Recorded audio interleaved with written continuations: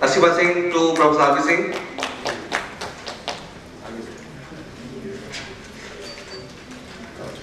Dr. Durgesh Tiwari to Dr. Arvind Gupta.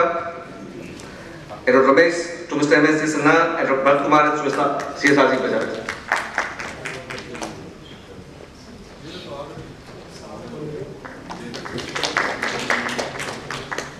Dr. Bharat Kumar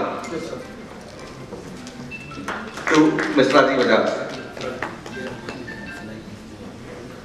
I will call Mr. Ajay Chakani for the group photograph with the panelists.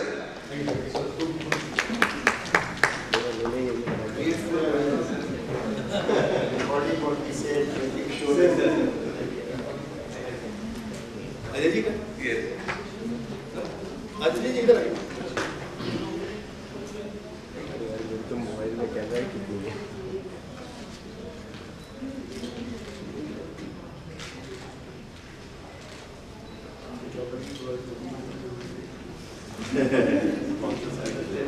Thank you very much, gentlemen. I will request all the panelists to take their mementos with them. Now, without wasting any more further time, I would like to call upon all the panelists of the second session. And hopefully you will feel more hungry after half an hour. Mr. Manoj Panda, Director, Institute of Economic Growth, Delhi University, who will chair the second session. Sri A. Malik, Additional Labour Commissioner, Haryana. Mr. Sanjay Chaudhary, he is a very great CSR practitioner working with the Tata Steel in corporate communication, with the Coca-Cola, and now he is senior advisor to Albright Bridgestone Advisory Services. And Colonel T.P. Tyagi, he is wheelchair awardee and President Rashtriya Sainik Sanstha. Now I will invite Mr. D.D. Agrawal to honor and to welcome Mr. Manoj Panda, Mr. Karan Bhadana, Mr. Anish Garg and Mr. Satish Raghuvanshi. I invite all them to honor our guest. Mr. Karan Bhadana will honor Mr. A. Malik, Mr. Anish Garg will honor Mr. Sanjay Chaudhary, and Mr. Satish Raghuvanshi will welcome Colonel T.P. Tyagi.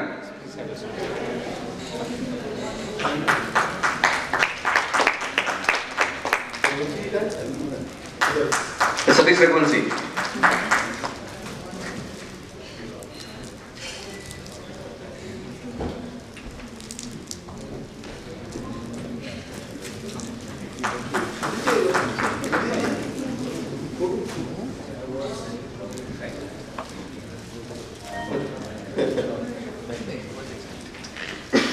Now I will hand over the chair and the session to Mr. Manoj Panda. He will start the session, and probably if you want, you can change the format of this technical session since we are left with a little less time as prescribed for. So it depends on the chair, how does he would like to conduct. Mr. Manoj Panda, please.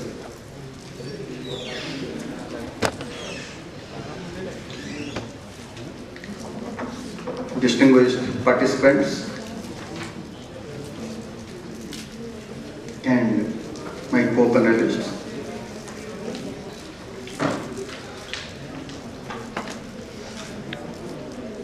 I have been assigned the task of completing this session by 2 o'clock. So I would request all the panelists to take about 10 minutes. But before that, I'll just make few quick points. First of all, what is CSR, that possibly we have already covered, and also the regulatory aspects. I'll only say one thing, that given the size of the total CSR budget that the corporate sector may have to spend in the coming years, it is not sufficient if only one or two or a few major companies plan for it.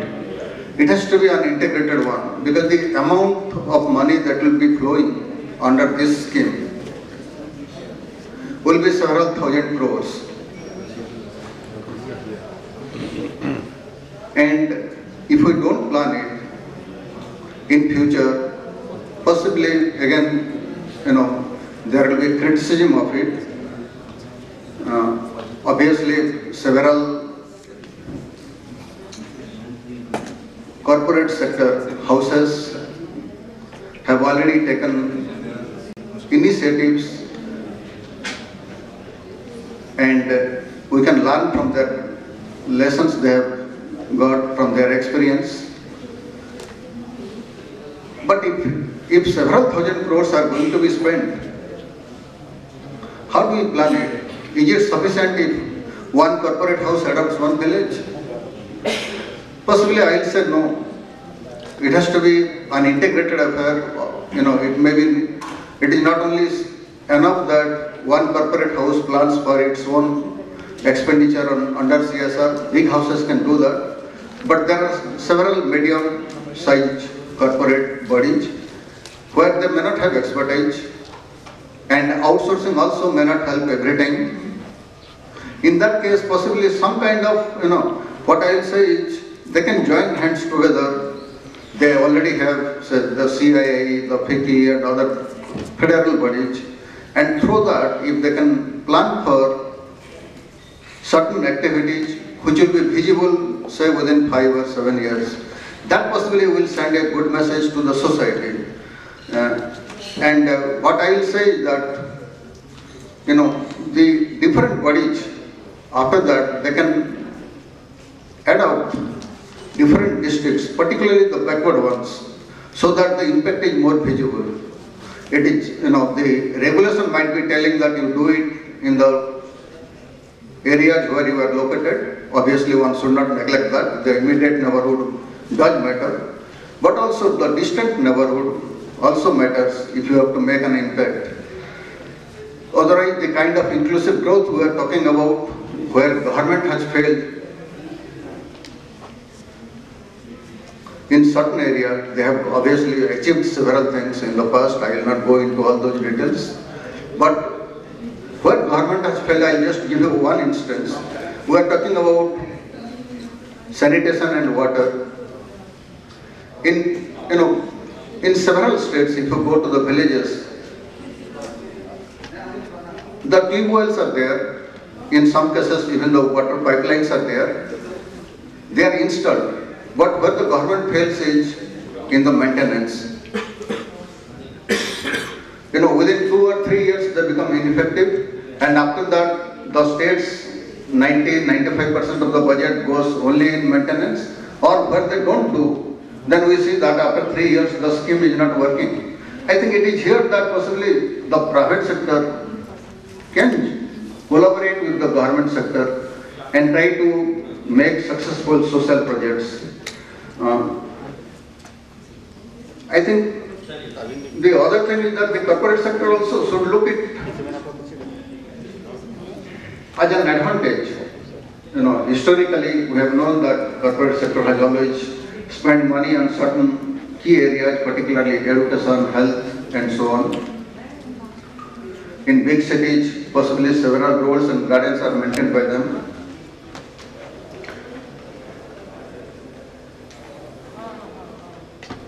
But if they can do it in remote areas, then possibly the CSR also can act as an advertisement for their activities. And it can also make it popular, their products. They don't have to spend on Amitabh Bachchan or Amir Khan so much, but they can do it on the people will realize that this company is doing well, and they will be knowing about their products. I think quickly I just mention 1 or 2 points, 1 or 2 areas where some of the earlier speakers also spoke. The women and children. In case of women, possibly anemia is one thing where the government has been talking about several schemes. They have been discussing about it. It is well recognized, but not much impact has been there. And that is possibly one area very specifically where some of the private sectors, particularly those who are working in health and pharmaceutical industry, possibly they can look into it. For children, already the e-education part has already been talked about. But again, there is a large section of the children who are differently abled. And can we do something for them? They are possibly one of the neglected sections in the society, and it is not only they are among the poor, they are among the rich also. And can we do something for them? I think these are two very specific things which I will say that the private sector possibly can think innovatively what to do for them and how to solve these problems. The other point I will say is that, what one of the previous speakers in the previous session was telling, there is no penalty if you don't implement CSR. But the major penalty is you have to announce it in the annual report.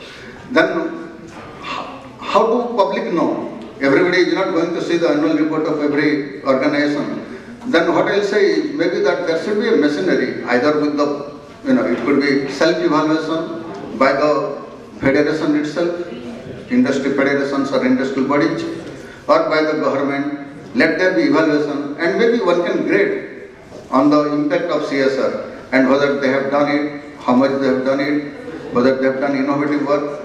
I'll only say one thing that, for example, in Indonesia, when the government told that environmental rules have to be followed, not many companies did. The penalties also were not anyway high. And they prefer to pay the penalty rather than go for technological change in power saving. Then one of the presidents of Indonesia told, okay, now we'll grade companies and put them under different color, green, red or yellow, and depending on that. And they started doing it on the web page.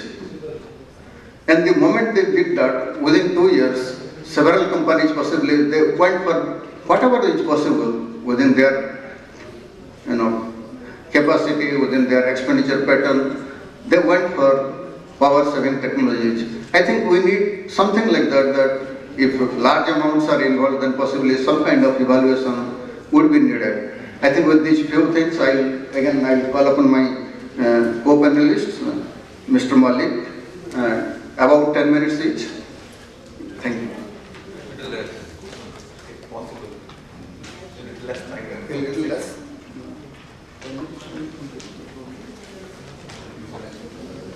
उपस्थित महानुभाव,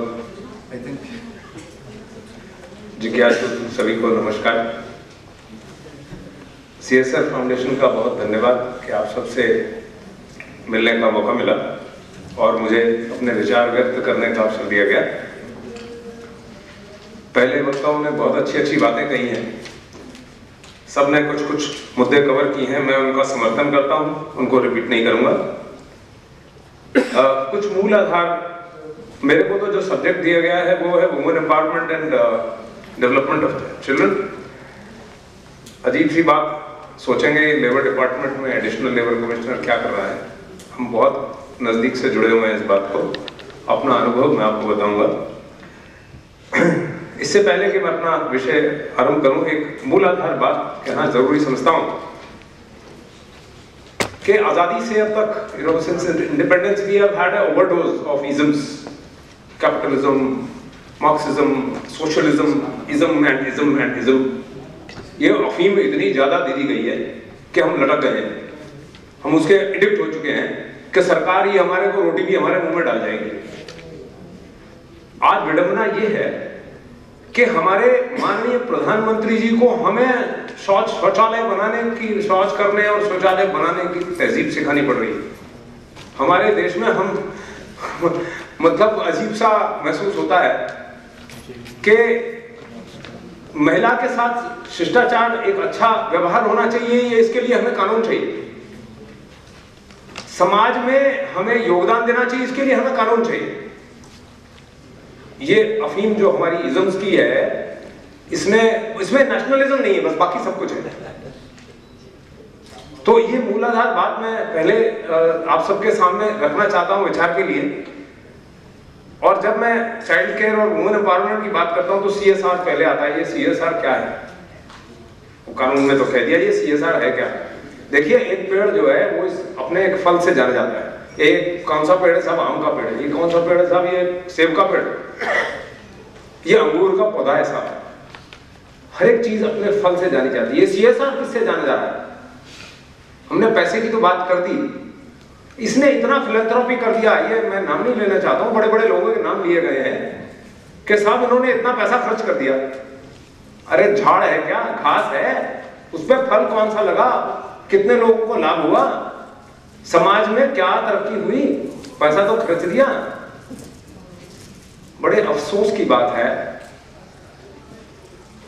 interesting है, वो नाम अखबारों में इधर उधर आ जाते हैं, इतने, ये एक छोटा सा सर्कल है, उसमें उसने इतना खर्चा किया, उसने इतना खर्चा किया। अरे किया क्या, आम लोग नहीं जानते हैं। जब तक वो, देखिए एक भूखे को किसी ने पूछा, बोले 2 जमा 2, बोले 4 रोटियां।